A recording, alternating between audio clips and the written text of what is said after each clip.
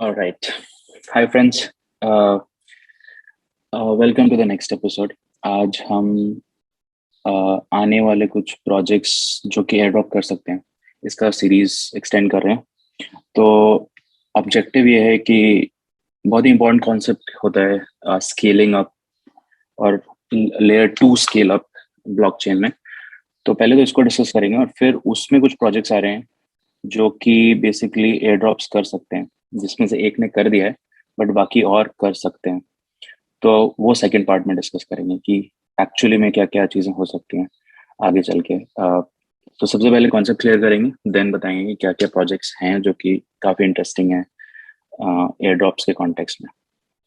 तो with that said अब शुरू करते हैं। बट बिफोर हम स्टार्ट करें, आई थिंक एक डिस्क्लेमर दे देना ज़रूरी कि सारी चीज़ें जो भी हम या मैं इस कंटेंट में या हम इस वीडियो सीरीज में बना रहे हैं, सारी चीज़ें नॉलेज के लिए, अंडरस्टैंडिंग बढ़ाने के लिए लोगों की। ये कोई भी फाइनेंशियल एडवाइस नहीं है, ना ही मैं फाइनेंशियल एडवाइजर हूँ और ना ही मैं एडवाइस दे रहा हूँ। ये सब चीज़ सिर्फ एजुकेशन के लिए है। समझिए और खुद से जहाँ जहाँ पे इन्वेस्ट कर सकते हो करो, नहीं करना है मत करो। इसका हम कोई भी इन्वेस्टमेंट अगर कोई कर रहा है तो उसकी रिस्पॉन्सिबिलिटी हमारी नहीं होगी। राइट, हमारा ऑब्जेक्टिव सिर्फ सिर्फ एजुकेट करना है। और यही रीजन है कि हम लोग ये यूट्यूब चैनल चला रहे हैं। आई थिंक बहुत सारे चैनल्स चल रहे हैं जो कि ट्रेडिंग वगैरह पे ध्यान देते हैं, बट कोई ऐसा चैनल हिंदी में नहीं चल रहा है एटलीस्ट जो कॉन्सेप्ट्स बताए और देन लोग बताए कौन से प्रोजेक्ट्स एक्चुअली में काफी बेनिफिशियल हो सकते हैं लॉन्ग टर्म पे। तो ये गोल है हमारा। अब विद दैट सेड अपन अब शुरू करते हैं। मैंने कुछ नोट्स बनाए थे, मैं उसको रेफर कर लूंगा बीच बीच में अगर फ्लो छूटता है तो। तो आज आज का इम्पोर्टेंट टॉपिक ये है कि हम बात करेंगे रोल अप्स के बारे में। तो रोल अप्स के बारे में बात करने के पहले भी क्यों इम्पोर्टेंट है रोल अप्स, तो अगर उससे भी पहले इससे शुरू करते हैं कि टेरा लूना इकोसिस्टम अभी खत्म हो गया, राइट। उस अगर किसी ने उसको फॉलो किया होगा तो एक इंटरेस्टिंग चीज हुई जब उसका प्राइस काफी नीचे जा रहा था। जब 0.0005 जैसा हो गया था, तब उनके वैलिडेटर्स ने कुछ समय के लिए चेन को हॉल्ट कर दिया। अब ये चीज जो थी काफी इंटरेस्टिंग है। अगर किसी ने भी उसमें पैसे लगा रखे थे तो उसको ये समझ में आया कि जैसे ही चेन हॉल्ट जाती है तो कोई ट्रांजैक्शन नहीं हो सकता है। तो अगर तुम्हारे पैसे वहां पे किसी प्रोटोकॉल में लगे हुए हैं, या आपने किसी टेरा इकोसिस्टम में पैसे लगा रखे हैं किसी प्रोजेक्ट में या डीफाई में, तो अब वो ब्लॉकचेन बंद हो गया है। बेसिकली आप ट्रांजैक्शन वहां से कर नहीं सकते, वापस नहीं ला सकते पैसे। तो ये मतलब होता है किसी ब्लॉकचेन के बंद होने का। अब यही चीज इथेरियम पे नहीं हो सकती है। क्यों क्यों नहीं हो सकती है? क्योंकि वो डिसेंट्रलाइज बहुत ज्यादा है। तो डिसेंट्रलाइज बहुत ज्यादा होने का मतलब कि बहुत सारे नोड्स चलते हैं। ऐसा नहीं है कि 10-15 नोड्स हैं। नोड्स कहने का मतलब होता है कंप्यूटर जो कि ट्रांजैक्शन को वेरीफाई करता है। तो बहुत ज्यादा कंप्यूटर्स पे ये चलता है, राइट। तो ऐसा हुआ कि 4-5 लोगों ने डिसाइड कर दिया हो कि आज स्टॉप कर देते हैं, इसका मतलब ये नहीं है कि स्टॉप हो जाएगा। या बिटकॉइन भी ऐसे ऐसे नहीं चलता। बहुत हजारों के लोग लोग होते हैं जो कि नोट्स चला रहे होते हैं, बहुत सारी कंपनी चला रही होती है। तो टेरा के केस में, बीएससी के केस में, सोलाना के केस में एक कंसर्न होता है कि ये ये ब्लॉकचेन्स जो हैं ये बहुत सेंट्रलाइज्ड हैं। सेंट्रलाइज कहने का मतलब कि 20 वैलिडेटर्स हैं या 10 वैलिडेटर हैं। अब उन 10 में से 10 ने डिसाइड कर दिया कि आज रोकना है चेन को। कोई रीजन हो सकता है या कोई एक फ्रॉड हो सकता है, राइट। जो कि रोनिन चेन, एक्सी इन्फिनिटी करके एक गेम है, अगर थोड़ा और पढ़ना है तो रोनिन चेन के बारे में पढ़ना। वहाँ पे 7 वैलिडेटर थे। लोगों ने फ्रॉड कर लिया, मतलब एक बहुत बड़ा हैक हुआ था अभी, 600 मिलियन है, 700 मिलियन का। तो नंबर ऑफ वैलिडेटर जब कम होते हैं किसी भी ब्लॉकचेन में तो ये स्कैरी चीज होती है, ठीक है। तो अब ये स्कैरी चीज इथेरियम के साथ नहीं है। अ, अब बिटकॉइन के साथ तो डेफिनेटली नहीं है। इथेरियम बिटकॉइन इसलिए ज्यादा सेफ माने जाते हैं। तो अब ये टेरा वाला पूरे जो इंस्टेंस हुआ है, इसमें $60 बिलियन जैसा लोगों को नुकसान हुआ है। या इस ऐसा बोल सकते हो कि $60 बिलियन का मार्केट कैप वाइप आउट हो गया है मार्केट से। मेरे भी कुछ पैसे थे, इतना ज्यादा नहीं था जिससे मुझे बहुत दुख होगा, लेकिन बहुत सारे लोगों को मैं पढ़ रहा था। रेडिट पे पढ़ो या ट्विटर पे पढ़ो तो यूल सी की कुछ लोगों ने सुसाइड तक कर लिया है। तो मतलब एस लास्ट वीडियो हम बना रहे थे तो हम काफी हंसी मजाक कर रहे थे। बट लगा मुझे कि यार ऐसे नहीं करना चाहिए गिवन इतना बड़ा स्केल का वो चीजें हो गई हैं। तो एनीवेज, तो आगे बढ़ते हैं। काफी सीरियस सिचुएशन हो चुकी थी वो वाली। तो अब हमें ये पता है कि इथेरियम ब्लॉकचेन फॉर इंस्टेंस काफी सिक्योर है, राइट। बट वहाँ पे एक प्रॉब्लम है। प्रॉब्लम ये है कि अगर कोई ट्रांजैक्शन करने जाओ अभी के टाइम पे, तो ट्रांजैक्शन का कॉस्ट बहुत ज्यादा है। अब इसको मैं स्क्रीन शेयर करके आपको दिखा देता हूँ। जैसे ट्रांजैक्शन कॉस्ट इथेरियम पे बहुत ही ज्यादा है। तो अपन क्रोम को शेयर करते हैं स्क्रीन और आ जाते हैं यहाँ पे, ये राइट। बाय द वे, अगर कंटेंट अभी तक देख रहे हो, 2-3 वीडियोस देखे हैं, पसंद आए तो प्लीज लाइक और सब्सक्राइब कर दो। ये रहा सब्सक्राइब बटन, ब्लॉकचेन बकर नाम है चैनल का। ऑलराइट, तो अपन चलते हैं ईथर स्कैन पे। ईथर स्कैन कभी भी जाना हो तो यहाँ से पता चल जाता है। ये रहा इथेरियम का ईथर स्कैन एक बेसिक मॉडल है जहाँ पे बेसिक चीजें तुम्हें समझ में आ जाएंगी ईथर के बारे में। तो ईथर का प्राइस ट्रैक कर रहा है, मार्केट कैप क्या है, डिफिकल्टी, हैश डिफिकल्टी होती है, ट्रांजेक्शन कितने हो रहे हैं। अब ये रहा अपना गैस प्राइस। तो इसके ऊपर क्लिक करोगे तो यहाँ पे ये बता देगा कि गैस प्राइस क्या चल रही है। गैस प्राइस अभी चल रही है ओपन सी पे, low transaction cost $14, high transaction cost, भाई ये सही नहीं है। ये अभी मैंने थोड़ी देर पहले देखा था, थोड़ी 1 मिनट पहले मैंने ट्रांजैक्शन करने की कोशिश की थी और वो मुझे कुछ और ही फीस बता रहा था। तो अपन एक्चुअली लाइव ही कर लेते हैं। कभी भी कोई भी प्रोजेक्ट का वेबसाइट खोलना हो तो अपने को कॉइन गेको या कॉइन मार्केट कैप से जाके खोलना चाहिए। जैसे मैं एग्जांपल यूनिस्वैप खोल रहा हूँ अभी, uniswap.org वेबसाइट, कॉइन गेको पे जाके खोल लिया मैंने, राइट। यहाँ पे ये लॉन्च आता है, देखो ये रहा मेरा ट्रांजैक्शन। मैं ट्रांजैक्शन करके दिखाता हूँ फीस कितनी दिखाते हैं ये लोग। ईथ से लेट्स से हम लोग डाई खरीदना चाहते हैं, लेट्स से एक ही तरह खरीदना चाहते हैं, 0.2 की तरह खरीदना चाहते हैं लेट्स से, ठीक है। ये फेच कर रहा है तब तक। एक डाई इज इक्वल टू इतना ईथ, तो मुझे 0.2 इथर का 400 डाई मिलेगा। अब स्वैप करने जाओगे जब तुम, तो ये तुमको बताएगा यहाँ पे कहीं पे ट्रांजैक्शन फीस कितनी लगेगी। प्राइस इम्पैक्ट 0.23%, 0.23%, कौन से चैनल पे है भाई अपने? ईथर से प्राइस इम्पैक्ट इतना ज्यादा क्यों हो रहा है? एक्सपेक्टेड एनीवेज, अपने को काम क्या करना है, नेटवर्क फी। नेटवर्क फी ये बोल रहे हैं $11। अच्छा सही नहीं कम है, कंफर्म करके देखें। ये देखो, हाँ एक्चुअली $20 लग रहा है। तो ठीक है, अभी अभी फीस डाउन है भाई। जब टेरा वाला चीज चल रहा था तो मैंने देखा था प्रोटोकॉल से एक पैसे निकालने का कॉस्ट लगभग $420 था। बट फिर भी 20 भी ऐसा नहीं है कि कम है, $20। तो मैं ये करूंगा नहीं, बट मैं ये दिखाना चाह रहा था कि फीस इथेरियम पे बहुत हाई है। Given one of the best chain है तो फीस तो हाई रहेगी। तो फीस अभी अभी चल रही है लेट्स से $20 की, राइट। $20 कितना हुआ INR में? $20 हो गया तुम्हारा 20 इंटू आजकल 77 हो गया INR। तो $1,500 एक ट्रांजेक्शन का। मुझे याद है 2018 का जब बेयर मार्केट आया था, $1,500 मेरा पूरा पोर्ट, 1500 नहीं, हाँ $1,500 मेरा पूरा पोर्टफोलियो था। तो 1500 बहुत बड़ा अमाउंट होता है बेसिकली, राइट। तो अब इसको कैसे अवॉइड किया जाए? इसको अवॉइड ऐसे किया जा सकता है कि आप इथेरियम का जो नेटवर्क है उसको स्केल कर सकते हो। बहुत सारे वेज हैं स्केल करने के, कि ट्रांजैक्शन जो होंगे इथेरियम पे अभी जितने हो रहे हैं उससे 10 टाइम्स, 20 टाइम्स, 100 टाइम्स हो जाए, राइट। तो ये एक प्रॉब्लम था। ये इस पे बहुत दिनों से भी काम चल रहा है, ऐसा नहीं है कि अभी शुरू हुआ है, ये पिछले बेयर मार्केट से ही काम चल रहा है। तो इसमें एक इंटरेस्टिंग कॉन्सेप्ट अभी अभी नहीं आया, मतलब ये भी पुराना ही है, बट इसमें एक इंटरेस्टिंग कॉन्सेप्ट होता था रोल अप। रोल अप कहने का मतलब कि किसी चीज को रोल करके आप इथेरियम पे ले जाओ। अब मैं वो समझाता हूँ। जैसे फॉर एग्जांपल अपन, मैं स्क्रीनशॉट बंद कर देता हूँ, मेरे पे फोकस हो जाएगा, राइट। तो लेट्स से अमेजोन एग्जांपल लेते हैं, फ्लिपकार्ट है या फ्लिपकार्ट है, अपना अपना भी एग्जांपल समझ सकते हो कि फ्लिपकार्ट को 10 पैकेज लेट्स से दिल्ली से मुंबई भिजवाने हैं। तो वो 10 बार सामान भेजेगा एरोप्लेन से, या दस दस सामान को एक साथ एक बड़े डब्बे में डाल के मुंबई भेज दे तो ज्यादा इजी रहेगा, राइट। क्योंकि आप 10 सामान को 10 बार भेजोगे तो एक तो है कि किसी एक इंसान को 10 बार वो ऊपर नीचे करना पड़ेगा, राइट। और दूसरा, अगर एक साथ भेज रहे हो तो एक तो एफर्ट कम हो जा रहा है, राइट। और दूसरा है कि स्पेस भी कम ले रहा है, टाइम भी कम ले रहा है, राइट। एक बार में ही वो 10 सामान जा सकते हैं, या तो 10 बार करके, एक बार आओ एक बार ले जाओ, एक बार आओ एक बार और ले जाओ। ये एक एक वे तरीका है। अब अपने तरीके से सोचो कि तुम्हें 10 चिट्ठियां भेजनी है, लेट्स से अपने मम्मी को, पापा को, बहन को, दीदी को। तो 4 चिट्ठी भेजोगे एक साथ, या एक एक करके चिट्ठी लिखोगे, राइट। तो एक एक करके चिट्ठी लिखना जो कि अभी इथेरियम में होता है। अब मैं इसलिए समझा रहा हूँ क्योंकि लेट्स से इथेरियम पे मैंने ट्रांजेक्शन भेजा और किसी और ने भी एक ट्रांजेक्शन भेजा।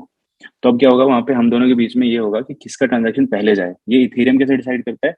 ये ऐसे डिसाइड होता है कि कौन ज्यादा गैस देगा, जो ज्यादा गैस देगा उसका ट्रांजैक्शन पहले वैलिडेट होगा, जिसका उस वैलिडेट होने का मतलब कि वो ब्लॉकचेन पे पोस्ट हो जाएगा, राइट। तो ये चलता है अभी, और फिर उसका ब्लॉक साइज है, कोई एक लिमिटेशन है, नंबर ऑफ ट्रांजैक्शन एक एक ब्लॉक में कितने हो सकते हैं इथेरियम पे। अब इसको चेंज करने के लिए रोलअप्स ने एक फंडा दिया है, फॉर एग्जाम्पल कि इथेरियम पे दो, इथेरियम का हर ब्लॉक में दो चीजें जाती हैं। एक होता है ट्रांजैक्शन, जो कि हमने बोला कि यार मेरे से पैसा गया और मेरे दोस्त के अकाउंट में चला गया, तो वो ट्रांजैक्शन होता है फ्रॉम टू, और अमाउंट कितना है। फ्रॉम टू मतलब फ्रॉम कहाँ से जा रहा है, टू कहाँ जा रहा है, और अमाउंट क्या है, राइट। उतना मेरे से डिडक्ट हो जाएगा, उतना उसके दूसरे के वॉलेट में ऐड हो जाएगा। और दूसरा चीज जो इथेरियम के स्मार्ट कॉन्ट्रैक्ट में, इथेरियम ब्लॉकचेन पे जाता है, वो होता है स्मार्ट कॉन्ट्रैक्ट। इसका मतलब है डेटा या कोड, राइट। तो इस चीज को यूज करके रोलअप्स ने ये बोला कि हम क्या करेंगे कि इथेरियम पे एक ही ट्रांजैक्शन करेंगे, लेकिन इथेरियम के लेयर से हम डेटा निकाल के 100 ट्रांजैक्शन ऑफ चेन करेंगे, और फिर उसको एक ट्रांजैक्शन के जैसा इथेरियम ब्लॉक पे पोस्ट करेंगे। अब कुछ लोगों को हो सकता है ये बहुत इजीली समझ में आ जाए, कुछ लोगों को जो समझ में नहीं आ रहा है उसको मैं एग्जांपल देता हूँ। हजारों साल पहले, जैसे अगर किसी को जमीन पे एक, लेट्स से 10 फीट 10 मीटर का 10 मीटर का जमीन है, राइट, वहां पे पहले जब इतना इनोवेशन नहीं हो सकता था, तो वहां पे सिर्फ एक ही घर बनता, राइट। एक एक तल्ले का घर बनता, उसमें 4 लोग रह सकते थे, या 5 लोग अगर बहुत करीब हैं, या 10 लोग बहुत ज्यादा करीब हैं, ऐसा कुछ, राइट। बट जैसे जैसे इनोवेशन हुआ, लोगों ने बड़े बड़े बिल्डिंग बनाने शुरू किए, राइट। अब तुम देखो छोटे शहरों में तीन तीन तल्ले के घर होते हैं, 4 तल्ले के होते हैं, 5 तल्ले के होते हैं, लेकिन अब मुंबई चले जाओ तो होगा 20 तल्ले का भी घर होगा, राइट। या न्यूयॉर्क चले जाओगे तो तुम्हें दिखेगा कि मैनहट्टन एरिया में बहुत सारे ऐसे ऐसे बिल्डिंग है जहाँ पे 100 फ्लोर्स। क्यों है वो? क्योंकि उस प्रॉपर्टी का डिमांड बहुत ज्यादा है, और वहां पे रहने वाले लोग जो रहना चाहते हैं वो बहुत ज्यादा है, राइट। अब इथेरियम को ऐसे ही कंपेयर कर लो कि इथेरियम बिकॉज बहुत ज्यादा डिसेंट्रलाइज नेटवर्क है, बहुत ही ज्यादा डिसेंट्रलाइज है, बहुत सिक्योर है, बहुत दिनों से चल रही है, उसका उसका ब्लॉक जो है वो उसका रियल स्टेट है, वो उसके लिए प्रॉपर्टी है। तो इथेरियम पे रहना मेरे लिए बिकॉज सिक्योर है, इसलिए मैं चाहूंगा कि मेरे फंड्स भी इथेरियम में रहें, तो सब लोग इतना ज्यादा गैस फीस देने के लिए रेडी हैं। सेम चीज न्यूयॉर्क में लोग ज्यादा रहना चाहते हैं, क्योंकि यूएस इकोनॉमी अच्छी है, न्यूयॉर्क हिस्टोरिकली काफी अच्छा है, एक्सेसिबल है, स्टॉक मार्केट है, तो बहुत सारी चीजें हैं, राइट। अब उस तरीके से देखो कि इथेरियम में भी अभी वही चीज चल रही है, राइट। अब इसको स्केल कैसे करें, अब इसमें ये इनोवेशन कैसे लाएं कि एक डेटा, एक एक जो ब्लॉक होता था जहाँ पे घर बनता था पहले, 1 तल्ले का, फिर 4 तल्ले का, फिर अब 100 तल्ले के बन रहे हैं, वो टाइप का इनोवेशन इथेरियम पे कैसे लाएगा। तो उसके लिए दो कॉन्सेप्ट आए, वो उसके लिए ये रोलअप रोलअप का कॉन्सेप्ट है। रोलअप में क्या बोलते हैं लोग कि एक्चुअल ट्रांजेक्शन इथेरियम पे एक ही होगा, लेकिन हम ऑफ चेन 100-200 ट्रांजेक्शन को उसमें लोड कर देंगे और फिर इथेरियम पे डालेंगे। तो बेसिकली इथेरियम पे वो छोटा ही साइज ले रहा है, लेकिन बैकग्राउंड में एसेंशियली अगर आप 10 ट्रांजेक्शन करो तो इथेरियम का, अगर सारे सारे ब्लॉक को तुम रोलअप से भर दोगे तो 10x हो गया ट्रांजेक्शन साइज, राइट। और अगर 100 ट्रांजेक्शन करो तो 100x हो गया। तो इथेरियम शायद 7 या 10 ट्रांजेक्शन अभी करता है इफेक्टिवली। तुम सोचो कि एक एक ब्लॉक में 1000 ट्रांजेक्शन हो, 7000 हो जाएंगे। तो बेसिकली अगर रोल अप सक्सेसफुल हो गए और यूज होने लगे डेली यूज केसेस में, तो इथेरियम बेसिकली सब लोग यूज कर सकते हैं, ठीक है। अब रोल अप में प्रॉब्लम, रोल अप होता कैसा है, राइट। तो तुम बेसिकली किसी ना किसी को तो वैलिडेट करना ही पड़ेगा, है ना। वो ट्रांजैक्शन तो कोई ना कोई वैलिडेट करेगा ही, राइट। क्योंकि जब तुम बोल रहे हो कि इथेरियम से मैं ट्रांजैक्शंस को ऑफ चेन ले जाऊंगा, तब ये सिक्योरिटी वाला बात हो जाता है। तो यहाँ पे दो टाइप के रोल अप्स एग्जिस्ट करते हैं आज के टाइम पे मार्केट में। एक होता है ऑप्टिमिज्म, ऑप्टिमिस्टिक रोल अप होते हैं, और दूसरा होता है zero knowledge roll up, Z के स्नार्क बोलते हैं उसको। इतना टेक्निकल जाने की जरूरत भी नहीं है, बट हाई लेवल पे मैं समझाता हूँ कि ऑप्टिमिस्टिक रोल अप और जीरो नॉलेज रोल अप होते क्या है। तो जीरो नॉलेज रोल अप का मतलब होता है कि पहले तो जीरो नॉलेज, वो जो भी ट्रांजैक्शन हो रहे हैं उसके बारे में उसका इंफॉर्मेशन वो लेगा नहीं, ठीक है। फिर इसका फुल फॉर्म मैंने लिख रखा है, ठीक है, तो उससे काफी इजी है समझना। जीरो नॉलेज पहला कंपोनेंट हो गया। फिर इसका फुल फॉर्म होता है zero knowledge सक्सेंट non interactive argument of knowledge. इसको शॉर्ट में कहते हैं जीरो, जेड के स्नार्क, राइट। तो जीरो नॉलेज जो कि पहला पार्ट है, इसका मतलब है कि ऑफ कोर्स जो भी ट्रांजेक्शन हो रहा है वो रीड कर रहा है बस डेटा, बट तुम्हारा डेटा वो पढ़ेगा नहीं या स्टोर नहीं करेगा। सक्सेसेंट का मतलब होता है फास्ट, कि काफी फास्ट हुआ ट्रांजेक्शन। तीसरा है कि नॉन इंटरएक्टिव, मतलब नॉन इंटरएक्टिव कहने का मतलब कि जैसे सोलाना ब्लॉकचेन हो गया, या टेरा हो गया, या बीएससी हो गया, इसमें कुछ वैलिडेटर्स होते हैं, राइट, वो 10-15 वैलिडेटर्स होते हैं, उनके ऊपर आप रिलाई करते हो कि ये वैलिडिटी प्रूव करें। जीरो नॉलेज में किसी से इंटरेक्शन नहीं हो रहा है, किसी बंदे या इंसान से ट्रांजैक्शन नहीं हो रहा है, इसमें मैथ्स जो है वो वैलिडेशन प्रूफ करेगा कि ये ट्रांजैक्शन सही है या नहीं है। तो जैसे ही वो ऑक्सीजन जा रहा है, ये टोटल चीजें संभाली जा रही है मैथ्स से, इंसान से नहीं या वैलिडेटर से नहीं, राइट। और लास्ट कंपोनेंट का मतलब है आर्ग्यूमेंट ऑफ नॉलेज, कि जब वो बोल रहा है कि ये ट्रांजैक्शन करेक्ट है, जैसे जब मैं कोई ट्रांजैक्शन करता हूँ, लेट्स से मैंने एक ईथर मेरे दोस्त को भेजे, तो वो प्रूफ भेजेगा कि हाँ एक ईथर दीपक के अकाउंट से कट गए और एक ईथर मेरे फ्रेंड के अकाउंट में ऐड हो गए, तो वो नीचे प्रूफ भी लिखा रहेगा। तो क्या हुआ बेसिकली, इसने 100 ट्रांजैक्शन इथेरियम चेन से नीचे निकाले, यहाँ पे ट्रांजैक्शन किया, उसका प्रूफ इकट्ठा किया और वापस जाके इथेरियम के चेन पे डाल दिया। ट्रांजैक्शन कॉस्ट एक का ही अब 100 लोगों में डिवाइड हो गया। अगर ये 1000 करता है तो 1000 में डिवाइड हो जाएगा, राइट। तो बेसिकली जो $20 अभी हमें लग रहा था, अगर जीरो नॉलेज इस चीज को 100 ट्रांजेक्शन पे ब्रॉड कर देगा तो 20/100 लगेगा पैसा, राइट। इसका मतलब है कि काफी एफिशिएंसी आ जाएगी। तो ये एक जीरो नॉलेज प्रूफ हो गया। दूसरे, ये जीरो नॉलेज के ऊपर भी बहुत सारे प्रोजेक्ट्स हैं, और जो दूसरा मॉडल मैं बनाऊंगा उसके ऊपर भी बहुत सारे प्रोजेक्ट्स हैं। बट जीरो नॉलेज इंपॉर्टेंट इसलिए है क्योंकि जो भी ट्रांजेक्शन इथेरियम पे पोस्ट कर रहा है, उसका नॉलेज और प्रूफ, ये दोनों चीजें सबमिट कर रहा है। और तीसरा चीज है कि ये किसी इंसान के ऊपर डिपेंडेंट नहीं है। और चौथा चीज है कि ये बहुत फास्ट भी है, राइट। अभी मैं फीस भी दिखाऊंगा कि कितना फीस है। तो ये हो गया जीरो नॉलेज। अब आते हैं ऑप्टिमिस्टिक रोलअप पे। ये पहले हमने जीरो नॉलेज देखा और फिर होता है ऑप्टिमिस्टिक रोलअप। ऑप्टिमिस्टिक का मतलब है कि ये ऑप्टिमिस्ट है।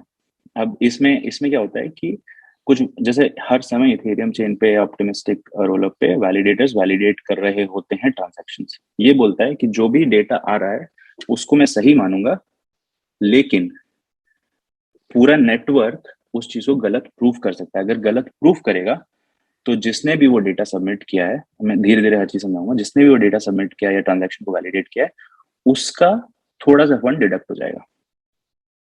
क्या मतलब है इसका, कि ऑलरेडी ब्लॉकचेन चल रही है, जो भी ट्रांजैक्शन, लेट्स से मैं उसका वैलिडेटर हूँ, मैंने जो भी ट्रांजैक्शन सबमिट किया उसको ऑप्टिमिस्टिक रोलर बोलेगा हाँ सबमिट करो जल्दी से, हम लोग ने बोल दिया कि हाँ ये ट्रांजैक्शन सही है, अज्यूम कर लिया कि हमने ट्रांजैक्शन सही है। अब मेरा दोस्त आके एक वीक बाद बोलता है कि ये ट्रांजैक्शन गलत है और ये रहा प्रूफ।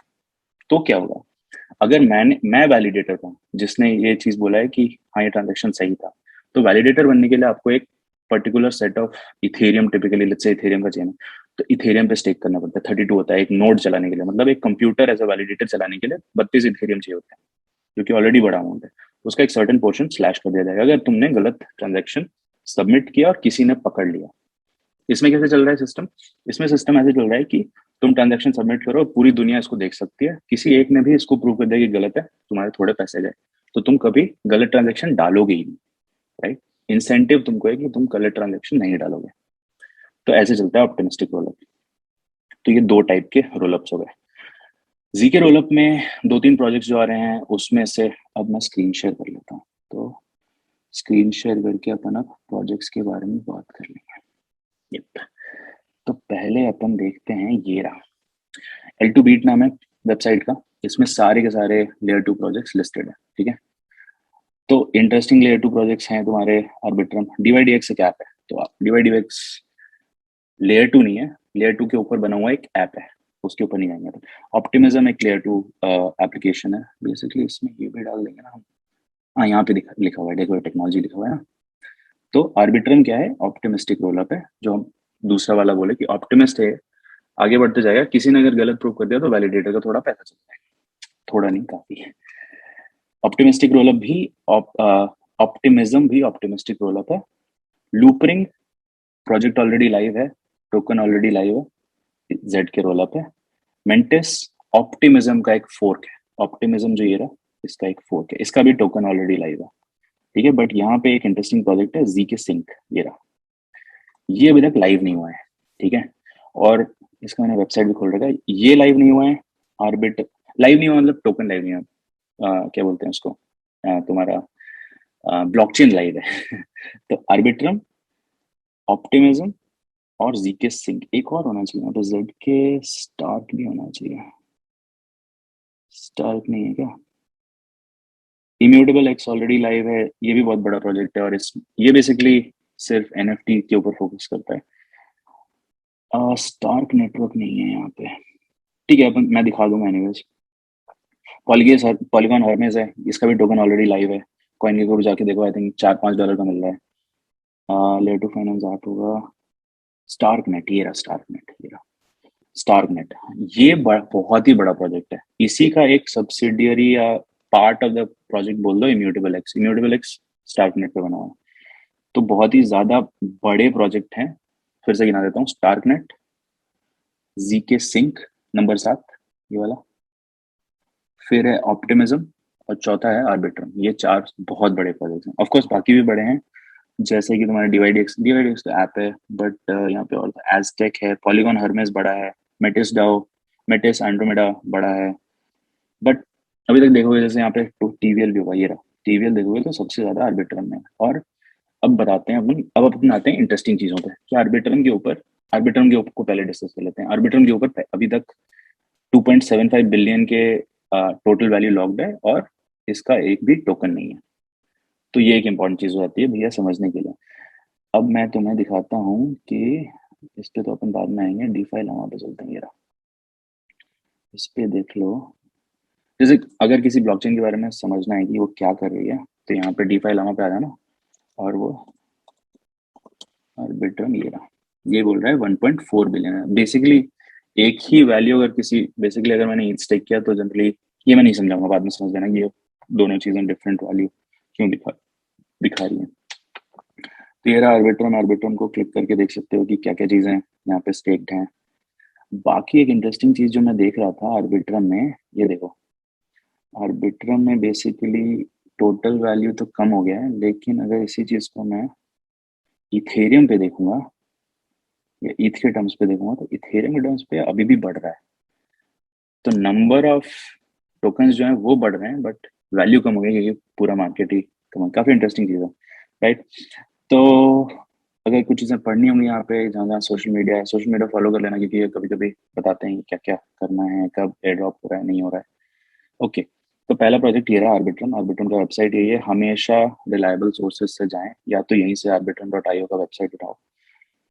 अब कैसे जाओगे आर्बिट्रम पे? जैसे ऑप्टिमिज्म ने अभी 3 वीक 4 वीक पहले अनाउंस कर दिया था कि एयर ड्रॉप करेंगे हम लोग, राइट। तो मोस्ट लाइकली हो सकता है, स्पेक्यूलेशन है, कि आर्बिट्रम भी टोकन अनाउंस करे या एयर ड्रॉप करे। तो उसमें पार्टिसिपेट कैसे करोगे? सबसे सिंपल चीज है, ब्रिज कर लो टोकन्स को। बोलेगा मेटामास्क से डालो, कॉइनबेस से डालो, वॉलेट कनेक्ट से डालो। I think wallet connect MetaMask सही है। इंडियन यूजर्स कॉइनबेस पता नहीं, कॉइनबेस शायद बंद हो गया इंडिया में। तो मेटामास्क से कनेक्ट करो। ये रहा, कनेक्ट कर लिया। लेट्स से मैंने ये वाला कनेक्ट कर लिया। ओके, टर्म्स ऑफ सर्विस पढ़ लो, अग्री कर लो। फिर क्या करोगे? ये बोलेगा कि ये है ब्रिज उसका, राइट। ये बोलेगा कि आर्बिट्रम का ब्रिज यूज करो। फिर मेन नेटवर्क जो कि इथेरियम नेटवर्क होता है, उससे आर्बिट्रम नेटवर्क पे थोड़े से ईथ भेज दो। तो मैं यहाँ पे दिखा देता हूँ। लेयर 2 बैलेंस अभी 0 है। मैं बोल रहा हूँ कि आउट ऑफ 2 ईथर जो मेरे पास है, उसमें से 0.05 भेजूंगा। फिर ये बोलेगा डिपॉजिट पे क्लिक करो। डिपॉजिट पे क्लिक करोगे, move funds to Arbitrum, deposit on Ethereum, ये सब पढ़ लो। Note withdrawn on Ethereum, withdrawal withdrawing Ethereum back to Ethereum will take 8 days। मतलब आर्बिट्रम से वापस अगर इथेरियम पे जाना है मुझे, तो 8 दिन लगेगा। क्यों लगेगा? इसका रीजन मैंने बताया था कि पहले ये ऑप्टिमिस्टिक रोलअप है। ऑप्टिमिस्टिक रोलअप है का मतलब है कि ये अज्यूम कर रहा है कि सारे ट्रांजेक्शन सही हो रहे हैं। तो ये क्या होगा, जब मैं विड्रॉ करूंगा आर्बिट्रम से वापस इथेरियम पे, तो ये बोलेगा कि 7 दिन का टाइम है पूरे नेटवर्क को, इस ट्रांजैक्शन को सही या गलत बोल दो। सब लोग बोल देंगे सही है, तो तुम्हारा पैसा वापस आ जाएगा। कोई किसी ने बोला है कोई ट्रांजैक्शन यहाँ पे फॉल्टी है, तो वो चेक करेंगे कि क्या ट्रांजैक्शन गलत है, तो फिर और टाइम लग सकता है। इसलिए 8 days लेते हैं, ठीक है। ये एक लोड है। जो भी ऑप्टिमिस्टिक रोलअप्स होंगे, वहां पे प्रॉब्लम हो सकता है कि भैया 8 दिन 7 दिन का टाइम फ्रेम हर एक नेटवर्क अपना डिसाइड करता है, ठीक है। मूव फंड्स पे क्लिक करोगे तो मेटामास्क का पॉपअप आना चाहिए।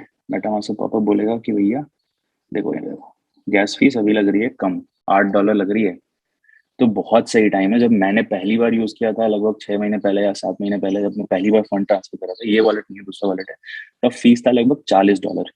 तो आपको $100 भी मूव करना है तो $140 लगेगा। तो मैं इस वॉलेट पे नहीं करूंगा, बट मैंने कर रखा है, ठीक है। तो सही टाइम है, आई थिंक परफेक्ट टाइम है, राइट। दूसरी चीज है कि जैसे ऑप्टिमिज्म ने एयर ड्रॉप अनाउंस किया है, उसका रूल्स भी पढ़ लेना, बट बेसिकली उसने ऐसे उन लोग आजकल लोग एयर ड्रॉप्स ऐसे फ्रेमवर्क में अनाउंस करते हैं कि अगर आप एक सर्टेन टाइम के पहले यूज करते थे तो आपको मिलेगा, अगर आप उस टाइम के बाद यूज करते थे तो आपने लगातार यूज किया है। जैसे ऑप्टिमिज्म मैंने बहुत पहले यूज कर लिया था, लेकिन उनका डेडलाइन आई थिंक जून या मई का था, मैंने शायद अगस्त या जुलाई में यूज किया होगा या नवंबर में यूज किया होगा। तो उस ड्यूरेशन में बिकॉज मैं बहुत ही अर्ली नहीं था, तो उन लोगों ने ये बोला कि तुम रेगुलरली यूज करते हो कि नहीं, तो मैंने 4 बार भी यूज नहीं किया था। ऑप्टिमिज्म पे फंड्स ही नहीं है, अभी जाके डीफाई लगाओगे देखोगे 200 मिलियन का फंड है, तो मैं वहाँ पे डीफाई भी नहीं कर पा रहा था और फलाने वहाँ कुछ भी नहीं कर पा रहा था। तो उन लोगों ने ये रूल रख दिया कि 4 वीक अगर तुमने लगातार यूज किया है तब जाके तुमको एयर ड्रॉप मिलेगा। तो मेक श्योर कि आर्बिट्रम पे जाओ, फिर तुम 4 वीक इसको अलग अलग वीक में, 10 वीक इसको अलग अलग वीक में यूज करो। यूज करना बहुत ज्यादा इंपॉर्टेंट है कि लोग आजकल एयर ड्रॉप उनको ही देते हैं जो उनका प्लेटफॉर्म यूज कर रहे हैं। अब यूज कैसे कर सकते हो आर्बिट्रम को, तो मैंने खोल रखा है 2-3 चीजें, अब मैं दिखा देता हूँ। सुशी स्वैप, ये ना, सुशी स्वैप पे जाओ। अबे यार कनेक्टेड नहीं है, कनेक्ट कर लेते हैं तुम। ऑलराइट, तो कनेक्ट हो गया हमारा वॉलेट। तो यहाँ पे दिखेगा तुम्हें switch the network to Arbitrum. ठीक है भैया, स्विच कर लीजिए। तो ये देखो, ये रहा आर्बिट्रम। यहाँ पे जाके आप सिंपल सा चीज ये कर सकते हो कि फार्मिंग कर सकते हो, राइट, जिसमें भी करना है। जनरली मैं ये सब बकवास कॉइन्स में नहीं करूंगा, ओम में तो डेफिनेटली कभी नहीं करूंगा। तो आप अच्छी चीजें ढूंढो, जैसे ईथर यूएसडीसी हो गया।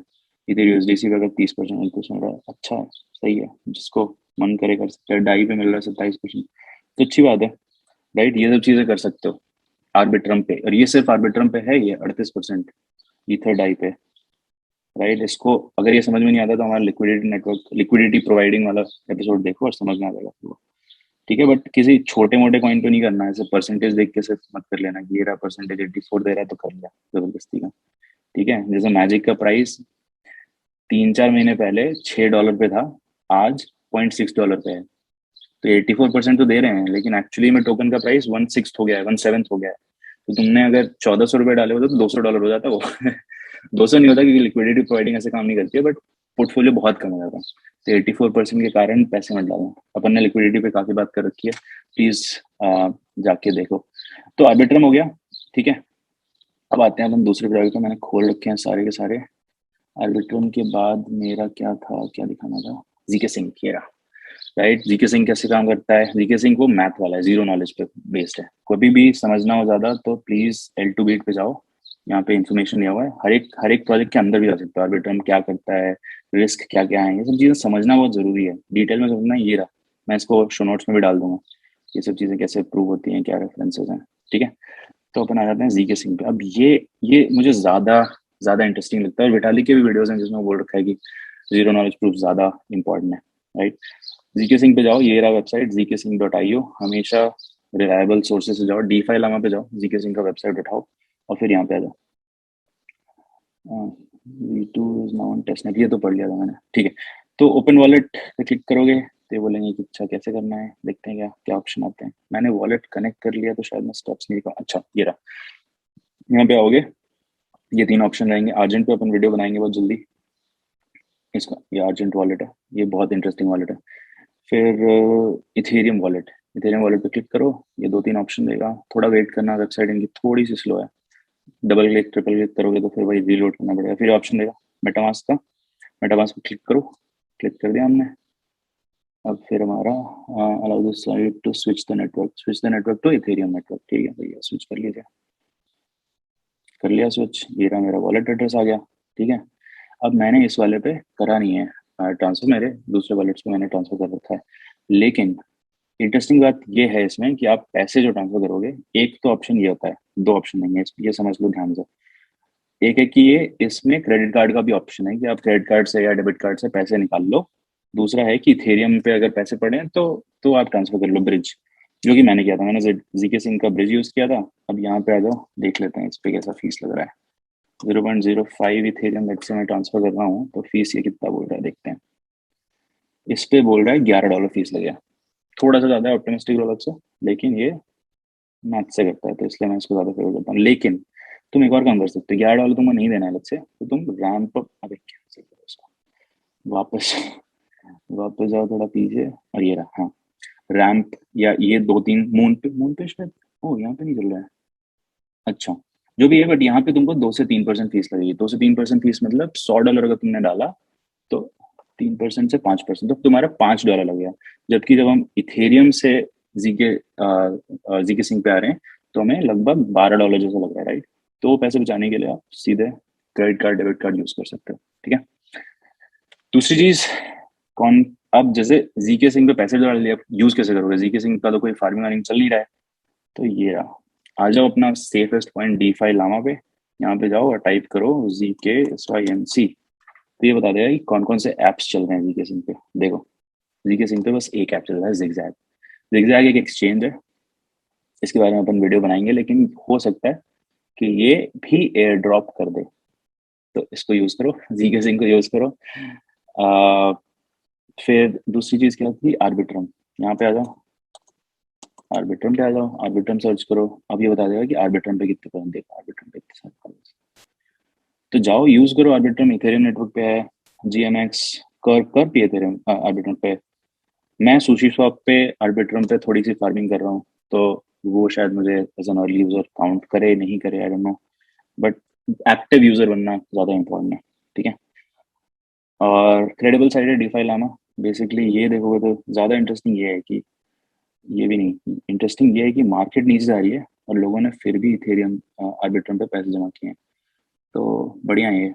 10 मई को हुआ था वो, जैसे वो टेरा वाला जो कांड था, 7 मई से चल रहा था बेसिकली, 7 मई ये रहा। तो 7 मई को देखोगे यहाँ पे 1.29 मिलियन इथेरियम थे, और अभी यहाँ पे 1.335 मिलियन, 229 से 335, मतलब 100 के 110 के जैसा इथेरियम आ रहा है, तो अच्छी बात है, ट्रैक्शन बढ़ रहा है। आर्बिट्रम बता दिया मैंने, जीके सिंक बता दिया मैंने। आई थिंक कॉन्सेप्ट्स क्लियर होंगे, आई थिंक ब्रिजिंग कैसे करनी है ये भी क्लियर हो गया होगा। वेबसाइट पे जाके वेबसाइट ढूंढने के लिए DeFi लामा पे जाना होता है। तो मोस्ट लाइकली हमने सारी चीजें कवर कर ली हैं आज के लिए, सुशी स्वैप कर लिया। प्लीज हमारे चैनल को लाइक और सब्सक्राइब जरूर करो। आई थिंक मैंने सारी चीजें कवर कर ली हैं आज के लिए, ठीक है गाइस। थोड़े से ट्रांजैक्शन फीस भी बताता है DeFi Lama, sorry L2 beat, इसमें कहाँ पे ट्रांजैक्शन फीस बताता था, याद ही नहीं आ रहा मुझे। Market share, risk, L2 beat fees search करना पड़ेगा, लेट्स सी। L2 फीस नाम है, अच्छा ये रहा, देखो। तो L2 फीस में जीके सिंक पे अभी ट्रांजैक्शन का कॉस्ट लग रहा है, जो कि हम इथेरियम पे देख रहे थे, $11 $14 जैसा था, $0.11, मतलब कितना हो गया, 0.11 इंटू 77 कर लो, ₹8। आई नो थोड़ा ज्यादा है, लेकिन एयर ड्रॉप्स काफी इसको कॉम्पनसेट कर सकते हैं। आर्बिट्रम 1, जीके सिंक, और बाकी सबका टोकन है, मेटिस का टोकन है, लूपिन का टोकन है, पॉलीगॉन हर्मेस का टोकन है, बोबा का टोकन है। ऑप्टिमिज्म ने अभी एयर ड्रॉप अनाउंस कर दिया है, ऑप्टिमिज्म भी यूज करो क्योंकि उन लोगों ने बोला है कि फ्यूचर एयर ड्रॉप्स भी होंगे। एस्टेक का भी टोकन है, ठीक है। और स्वैप टोकन का फीस देखो, ये देखो, स्वैप टोकन का फीस है जीके सिंह पे 0.21। यार इतना नहीं है, मेरे हिसाब से ये बहुत कम है, मैंने किया है 2-3 बार, और ये कम कम कम कम भी होता है, बढ़ता भी है, तो आई थिंक उस सेंस में काफी सही है। तो इसी के साथ बंद करते हैं आज का video. Thank you so much. Hopefully concept समझाए होंगे, समझ में आए होंगे, नहीं आए होंगे तो कमेंट करिए, हम लोग इससे बेटर वीडियो बनाने की कोशिश करेंगे। With that said, thank you so much. बहुत ही जल्दी और एयर ड्रॉप्स और इंटरेस्टिंग प्रोजेक्ट्स के बारे में फिर से अपन बात करेंगे और नया वीडियो बनाएंगे। Thank you so much and have a good